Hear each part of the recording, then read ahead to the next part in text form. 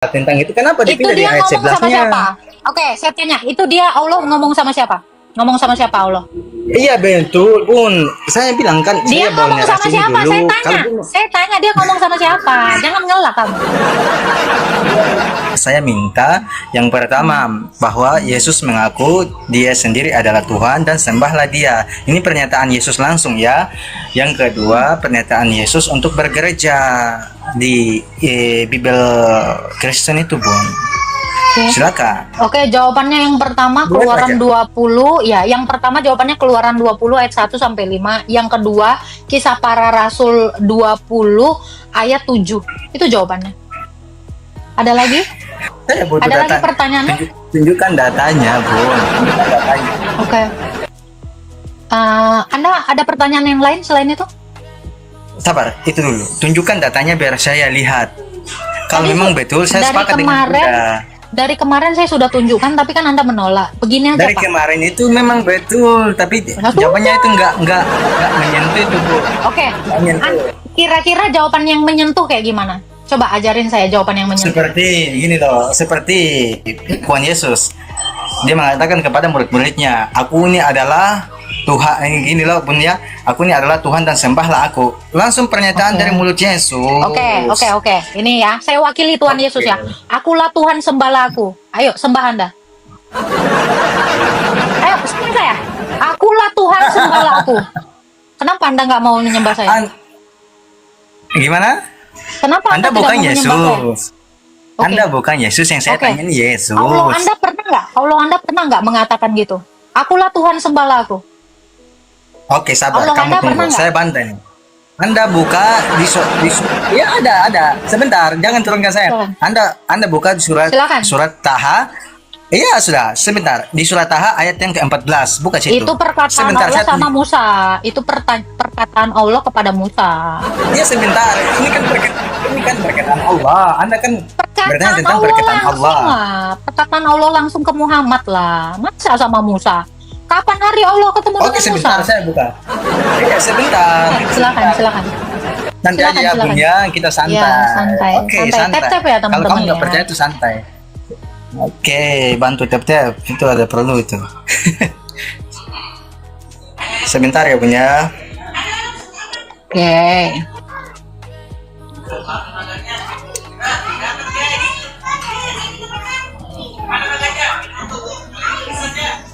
Saya buka di surat Taha dulu biar Bun mengerti ya. Silakan. Saya open cam data saya aja ya. Boleh. Saya tunjukkan dulu. Ini kan seperti gini nih, ayatnya bunyi seperti gini. Adakah pengakuan Yesus di Alkitab kalian itu seperti ini? Sebentar.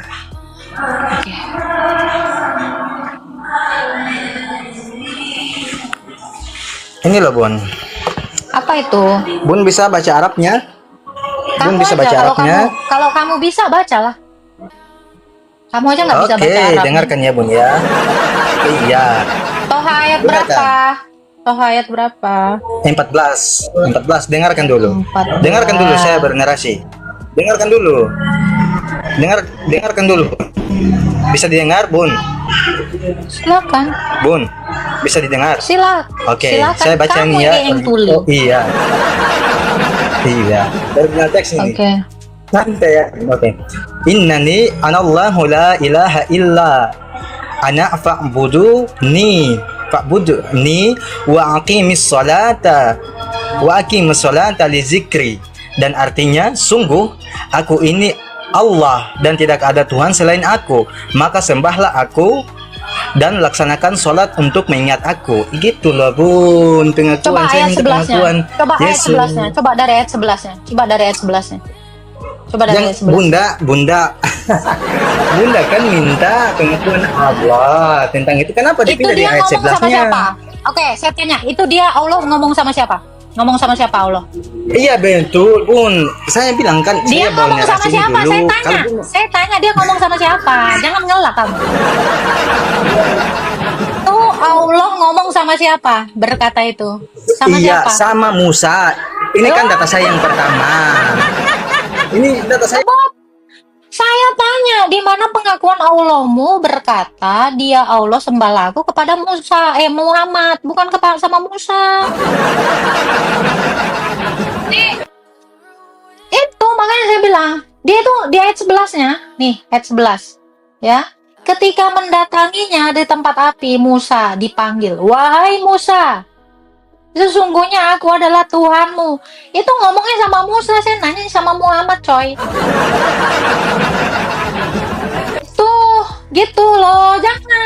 Jangan menarasikan sesuatu ya yang tidak kamu ketahui. Itu kan karena Keluaran 20 itu juga Tuhan Yesus ngomong sama Musa.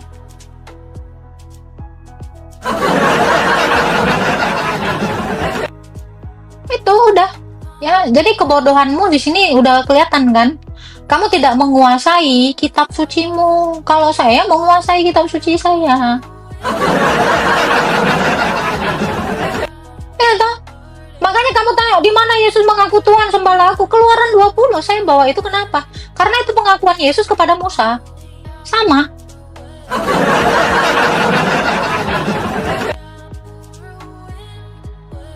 Itu. Ya kan? Udah. Ada lagi yang mau ditanya? Yang barulah pertanyaannya. Pertanyaan-pertanyaan yang udah saya jawab, jangan ditanya lagi. Udah kan? Gimana? Masih mau naik lagi? Gak berani dia lagi naik kan? Ya udah. Gitu loh. Itu kan narasi Tuhan Yesus kepada Musa.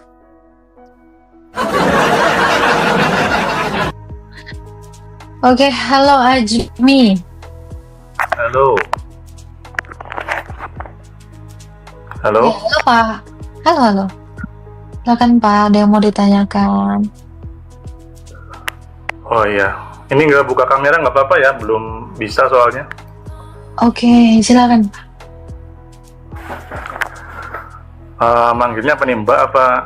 Apa ini? Silakan panggil aja sesuai nama. Agatha ya. Ya Pak.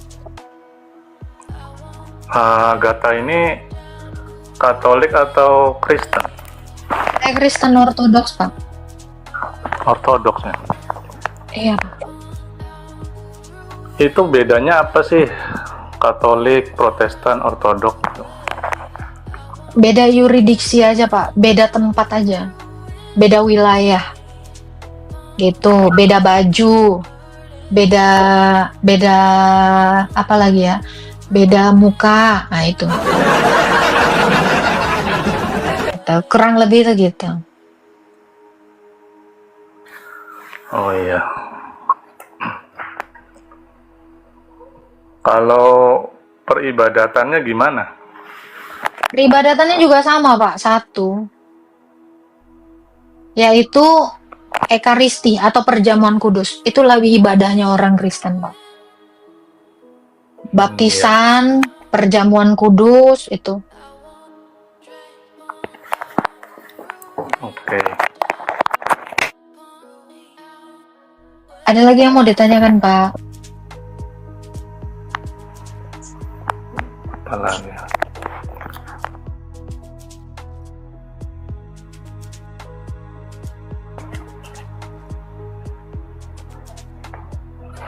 Kalau saya lihat di mana Bible itu kata Tuhan itu merujuknya enggak, kalau Tuhan gini aja deh, apa bedanya dalam keimanan Agatha? Tuhan itu siapa, Allah itu siapa, Bapa itu siapa? Oke, Allah itu hakikat, Bapa itu sebutan dari hakikat Allah itu, Tuhan itu gelarnya. Tuhan itu gelar ya. Iya, Tuhan itu Saya sempat gelar.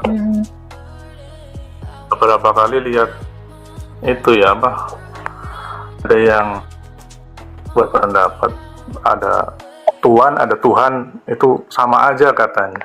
Kalau Agatha gimana? Tuhan itu sudah mengalami perubahan definisi ya. Kalau Tuhan itu sendiri artinya adalah penguasa. Nah, sekarang ini definisi Tuhan itu karena bahasa itu berkembang, itu mengalami yang namanya degradasi atau penurunan kualitas. Tuhan itu bisa disematkan kepada seorang laki-laki. Kalau dulu Tuhan itu hanya disematkan kepada penguasa. Gitu. Nah, Tuhan itu adalah penguasa di atas penguasa di bumi dan di langit. Makanya namanya Tuhan. Gitu. Jadi, skup kuasanya itu, kendalinya itu lebih lebar, lebih besar lagi. Tuhan itu merangkum bumi dan sorga. Tetapi kalau tuan-tuan yang lain itu hanya di beberapa tempat saja. Begitu. Ini ya, Tuhan itu belum tentu Tuhan, tapi Tuhan sudah pasti Tuhan gitu atau gimana? Ya, bisa. Oke. Ada lagi yang mau ditanyakan Pak Azmi? Kalau dari apa ini tema ini, Oke. ini gimana ini? Itu adalah bentuk pertanyaan dari Tuhan. orang-orang. Ya, ini adalah bentuk dari pertanyaan orang-orang tuli dan orang-orang yang tidak berakal. Itu. Mereka selalu mempertanyakan ketuhanannya Tuhan Yesus. Iya, orang tuli itu memang selalu mempertanyakan itu, Pak. Padahal dia juga sudah mendengar bahwa Yesus itu Tuhan. Dan secara akal pun dia sudah tahu bahwa kuasanya dia itu adalah kuasa Tuhan. Gitu. Jadi saya mewakili pertanyaan orang-orang tuli. Gitu. Kuasanya Yesus, kuasanya Tuhan. Maksudnya kuasa yang apa nih? Apa? Maksudnya kuasa yang apa? Soalnya Ya, kan kuasa Yesus itu di bumi dan di sorga, bahkan di dunia orang mati. Yesus itu berkuasa atas segala-galanya. Gitu. Ya, ketika dia membangkitkan orang mati, ketika dia juga bangkit dari antara orang mati, itu menunjukkan kuasa Tuhan. Itu menunjukkan kuasanya itu tidak bisa dimiliki oleh penguasa-penguasa lain. Contoh Fir'aun. Fir'aun itu tidak bisa bangkit sendiri. Bahkan Tuhannya Amon-Ra pun tidak sanggup membangkitkan dia. Gitu. Jadi dia membuktikan bahwa kuasanya itu nyata, bukan hanya omon-omon. Gitu. maksudnya kuasa bangkit dari kematian itu ya. Iya, dia sendiri tidak bisa bangkit dari antara orang mati kan, Fir'aun itu. Dia mengaku dirinya Tuhan. Tetapi dia sendiri tidak mampu membangkitkan dirinya yang mati. Termasuk si Sai Baba ini. Dia ngaku-ngaku membangkitkan orang mati, tahu-tahu dia mati. Itulah kayak Yesus mati juga kan. Itu. Nah, sabar, jangan nyela dulu, ini memang nggak ada adabnya. Ya, mempertaruhkan dirinya selalu. Ada adabmu gitu. Nah, si Sai Baba itu juga dia mati nggak bisa bangkit sendiri. Jadi Tuhan itu harus membuktikan dirinya membangkitkan orang mati. Karena gini Pak, kalau dia mengatakan membangkitkan orang mati, ya kan, membangkitkan orang mati, itu dia bilang adalah kuasanya.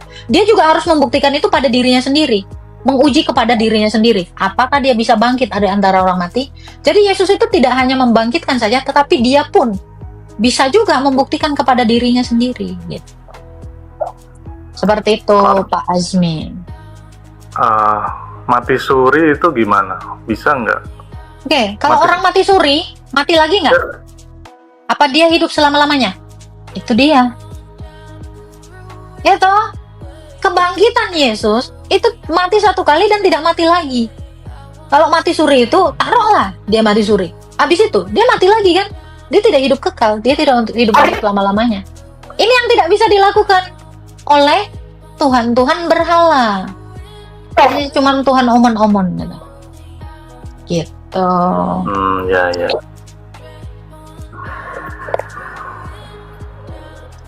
Seperti itu Pak. Terus, jadi harus juga diuji kepada dirinya sendiri.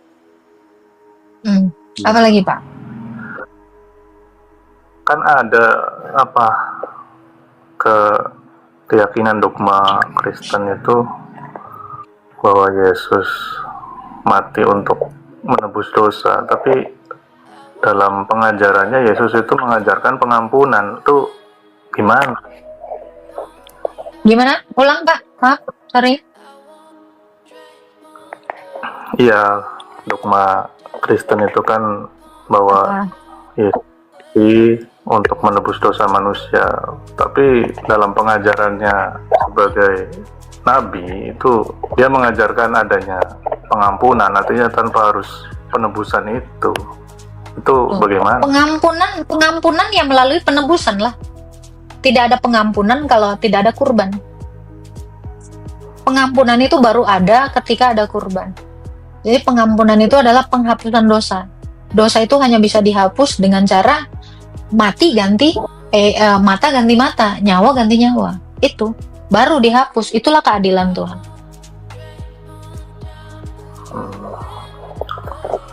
Tapi ada itu di Bible itu Apa tuh? bahwa dosa seorang anak tidak bisa digantikan dengan digantikan oleh ayahnya, kan ada itu ya.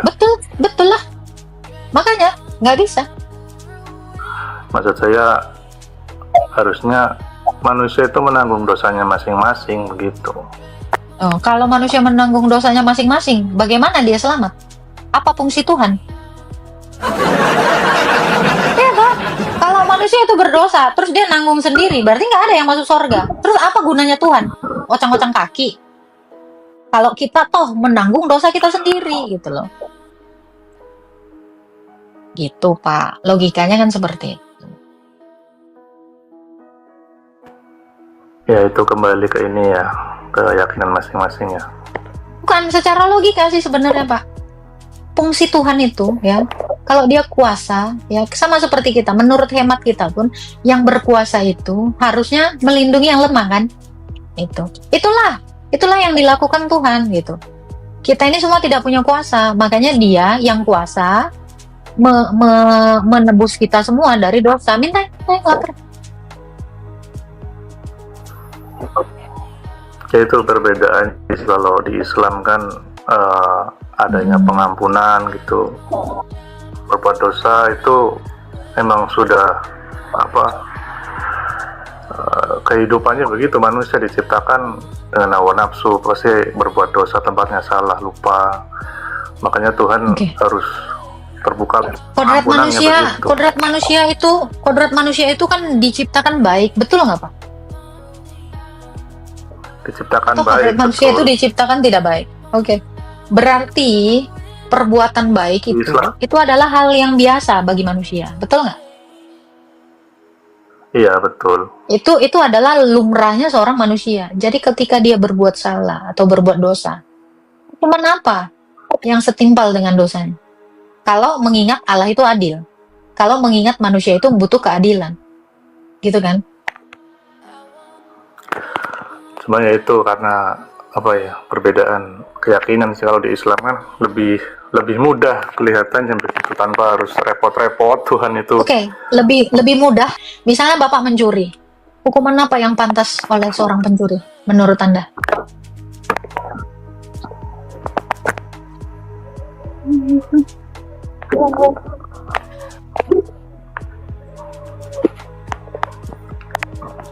Oke, misalnya ada seseorang membun-bun gitu kan. Hukuman apa yang pantas terhadap seorang pembun-bun gitu? Karena Tuhan itu selain Maha mengampuni, Dia juga kan Maha adil. Keadilan apa yang didapat oleh korbannya dan keadilan apa yang didapat oleh pelakunya. ya di Islam juga ada itu namanya hukum kisos atau ya semacam itu. Tadi saya poin kan mengenai penebusan dosa yang tadi itu. Nggak ada dosa yang ditebus, mana? Pak. Dosa itu bukan ditebus, Pak. Dosa itu diampuni, dihapus. Mengerti tidak definisi ditebus?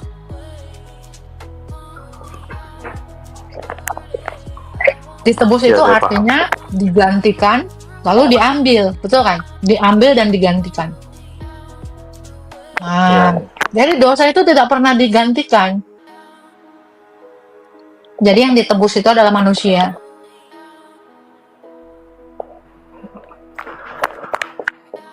Terasinya juga yang mau saya tanyakan, katanya penebusan dosa, tapi dalam yang saya baca itu Yesus itu di apa ya, difitnah, lebih ke difitnah oleh orang imam-imam Yahudi kan, seperti itu ya, sampai dia itu harus disalib begitu.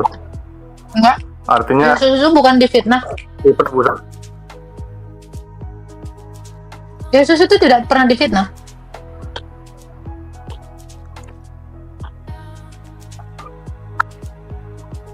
Orang Farisi itu tidak Ya, suka artinya- dia mendengar mengatakan kebenaran. Ya, intinya begitu. Artinya proses ke penyalibannya itu bukan, kelihatannya yang saya baca itu tidak seperti sedang melakukan penebusan dosa, nggak nyambung dengan alur ceritanya begitu. Oke. Bapak tahu arti penebusan? Kurban. Domba tidak Iya, punya saya salah. tahu. Domba tidak punya salah. Tapi dibunuh, disembelih. Itu konsep kurban itu gitu. Manusia berdosa, ya. Dosanya ditimpakan kepada yang tidak bersalah, lalu disembelih. Yesus tidak bersalah, tetapi dosa kitalah semua yang ditanggung sehingga dia dibun-bun. Gimana Anda tidak melihat? Bagaimana Anda tidak melihat pengorbanan di situ? Saya justru jelas-jelas melihat pengorbanan di situ. Dia yang tidak punya dosa, tetapi dibuat menjadi dosa. Oke, berarti Penyaliban di dalam kitab Taurat Musa di Ulangan 21 ini kan sudah dinubuatkan kepada Musa. Musa ini sudah menuliskan tentang Yesus. Kalau ada orang bersalah, dia harus digantung pada sebuah tiang alias disalib. Dia nggak berdosa, saya berdosa, tapi dia yang digantung. Sama seperti domba. Domba nggak ada salahnya. Domba mana ada dia buat dosa. Tetapi dia disembelih. Itu sama korelasinya. Sama maknanya, bahwa yang tidak bersalah dikorbankan. Karena yang berkorban itu harus yang tidak punya dosa. Kalau pendosa dikorbankan untuk pendosa, lah dia aja ada dosanya. Bagaimana? Ya kan? Orang berdosa, ibarat kata orang punya hutang membayar hutang, itu tidak bisa terjadi. Sementara dia punya hutang, tapi dia sok-sokan membayar hutang orang lain. Kan seperti itu. Dosa itu adalah hutang. Oke. Kemudian ini, seandainya memang misinya untuk penebusan dosa, Bukan penebusan dosa, Pak. Bukan penebusan dosa. Penghapus dosa. Menebus manusia dari dosa. Ini Oke, kata paham. yang salah. Oke lah, terserah. Maksud saya begini, ketika penyaliban itu diartikan demikian, lantas mengapa ketika Yesus ingin ditangkap, dia memohon dilepaskan dari cawan itu, iya kan? Di Bukit Getsemani kan Yesus minta dilepaskan, dibebaskan dari itu. Artinya dia takut Di akhir doanya kan, Bapa, andai cawan ini lalu daripadaku, tetapi biarlah kehendakmu yang jadi. Nah, di dalam kemanusiaannya dia seturut. Di dalam Ibrani 2 ayat 14 dikatakan, dia itu menjadi sama seperti kita. Makanya kenapa dia harus dilahirkan? Tidak langsung menjelma jadi manusia aja. Karena dia juga mau menerima kodrat dari kemanusiaan itu. Yaitu apa? Takut menghadapi kematian. Itu. Ya, karena anak-anak itu dari darah dan daging, maka ia juga mendapatkan keadaan yang sama dengan anak-anak dari darah dan daging itu, supaya melalui kematiannya dia memusnahkan ia, yaitu iblis yang berkuasa atas maut, sebab orang-orang itu takut pada kematian. Makanya kenapa dia harus dilahirkan? Karena dia kalau menjelma langsung jadi manusia, dia udah pernah. Kepada Abraham dia sudah langsung menjelma kepadanya, yang menampakkan diri dalam rupa manusia. Tapi dia tidak merasakan kodratnya manusia. Makanya Yesus itu sengaja dia mengambil kodrat manusia, dilahirkan, supaya dia benar-benar menerima kodrat yang dari manusia itu sepenuhnya. Itu. Jadi ketika di Taman Getsemani, wajar dia melakukan itu. Sebab imam besar yang kita punya bukanlah imam besar yang tidak turut melaksakan kelemahan-kelemahan kita, sebaliknya dicobai namun tidak berbuat dosa. Jelas ayatnya. Berarti Seperti itu, Pak. karena jadi mana? Jadi takut. Karena gitu. dia sudah mengambil kodrat manusia, ya kodrat manusia itu dia juga dapat bagian itu. Nih, saya kasih ayatnya. Ibrani 2 ayat 14 sampai 15.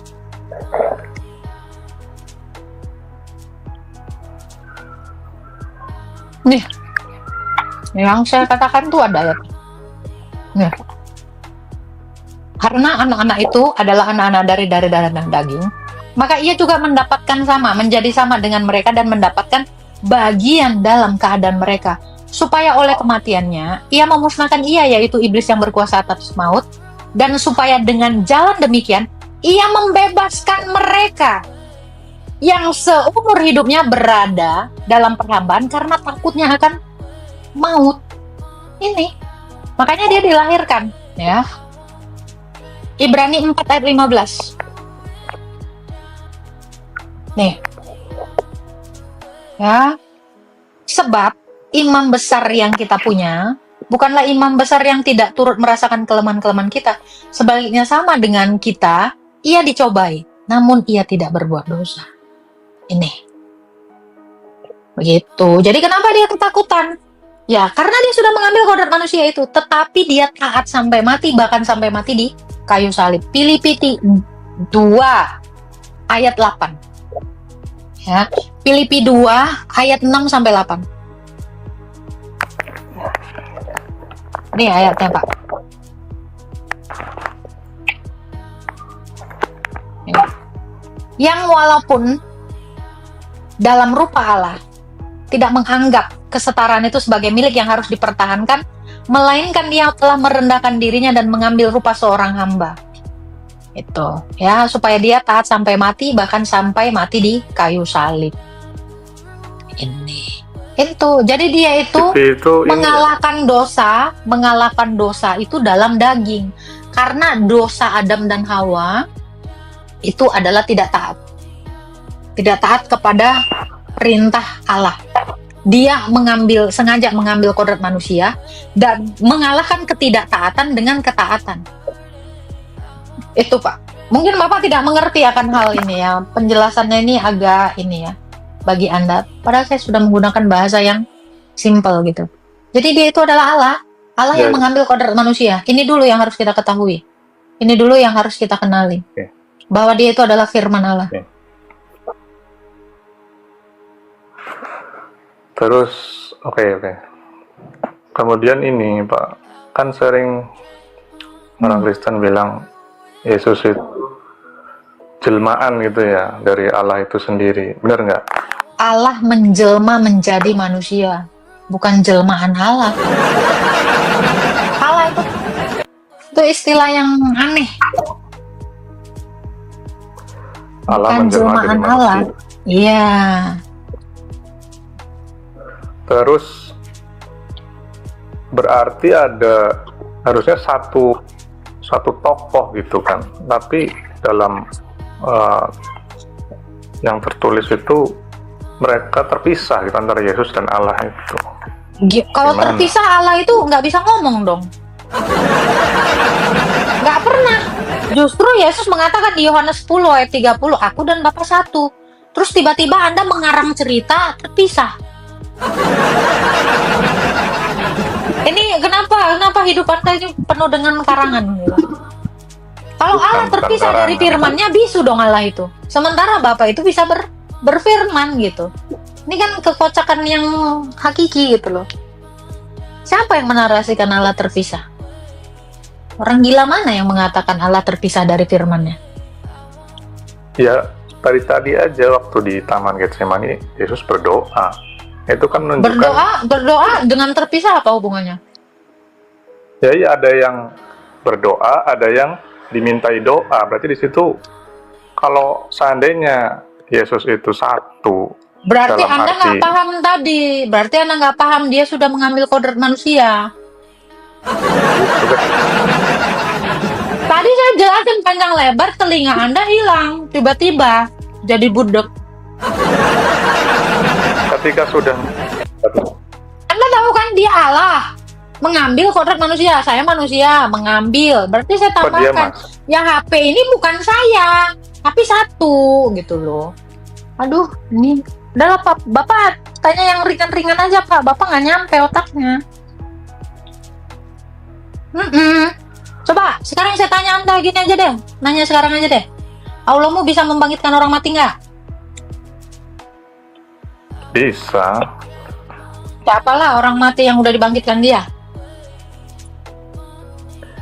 Nggak Gimana? ada. Siapa satu orang mati yang sudah dibangkitkan dia? Orang yang sudah dibangkitkan banyak, bukan cuma Yesus. Orang mati yang sudah dibangkitkan Allahmu itu siapa? Pakai real-real aja lah. Kamu kalau bilang Yesus karena Quranmu bilang Allah itu mengangkat Isa, tidak mematikannya. Ini jangan ngarang lagi Bapak. Karena Isa itu nggak mati dalam perspektif Anda. Ya loh? Siapa?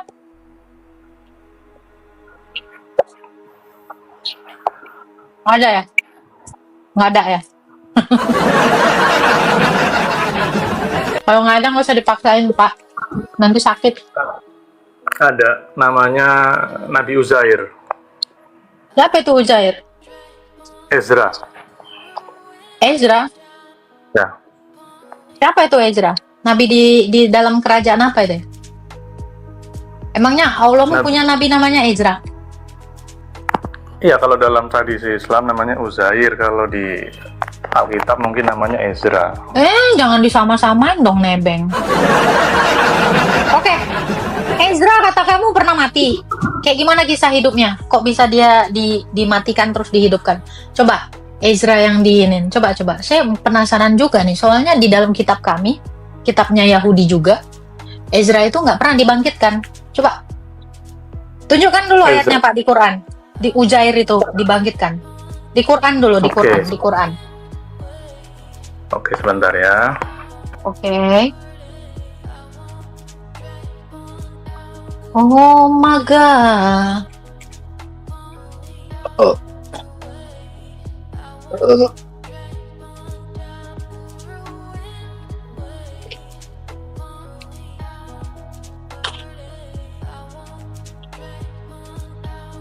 PS berapa, Pak?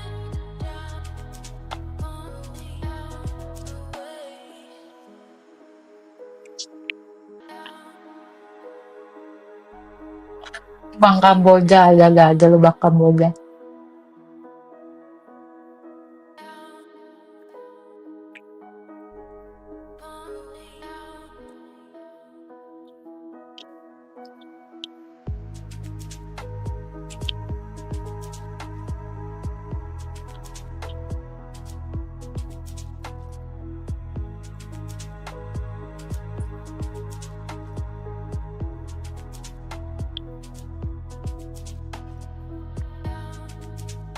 Ini ya, aku kasih info buat teman-teman Kristen ya.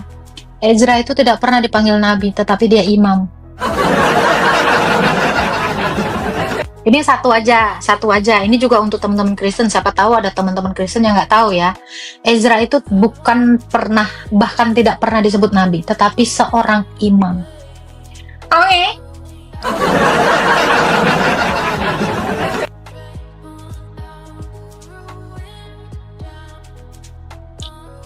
Imam apa? Aduh, ini orang yang nggak tahu Taurat ini nanya lagi. Imam itu adalah orang yang bertugas di Bait Allah, ya, yang menyerahkan kurban. Ezra ini hidup di zaman pembuangan di Babel.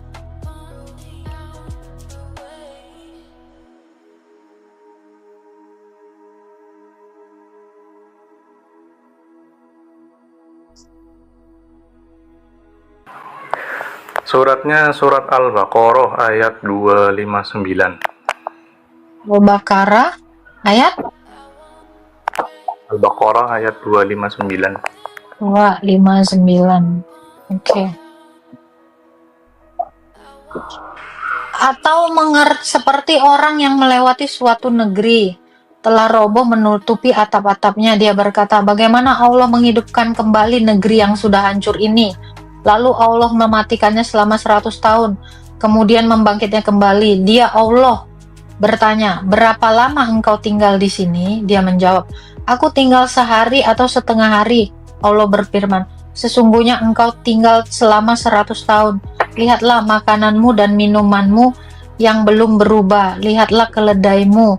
Kami akan menjadikanmu suatu tanda bagi manusia. Lihat tulang belulang keledai itu, bagaimana kami menyusunnya kembali. Kemudian kami membalutnya dengan daging. Maka ketika telah nyata baginya, dia pun berkata, aku mengetahui bahwa Allah Maha Kuasa. Di mana Ezranya, Bang? Hah?